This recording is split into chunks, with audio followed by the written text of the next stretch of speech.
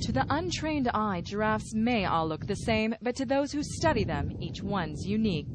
They all have a different pattern of spots. The number and shape of their markings are unique to each one. They're a bit like fingerprints. You can recognize each giraffe from its spots. Jean-Patrick has filled an entire family album, allowing him to identify each animal he comes across in the bush. You can see a huge spot in the middle of the neck. And there it is on the animal. The latest studies show that the number of giraffes is going up in Niger. 10 years ago, there were only 50 left. Now there's 170, and that's largely due to a radical change in the attitude of their human neighbors. Poaching is finished. Here, local people have become ardent protectors of their giraffes.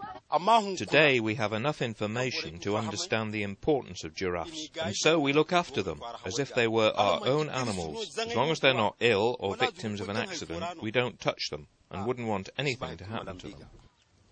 But giraffes are far from ideal neighbors. They eat crops, and so the Association for the Protection of Giraffes in Niger gives compensation to local people and has also financed several wells.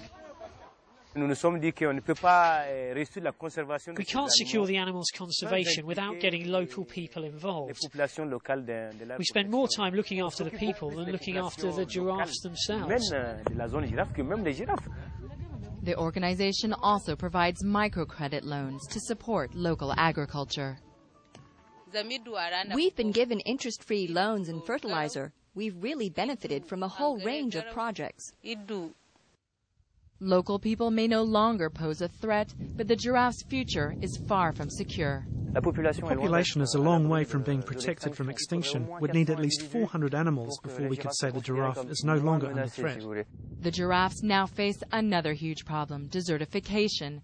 They're struggling to find enough to eat at the same time as their numbers and needs are growing.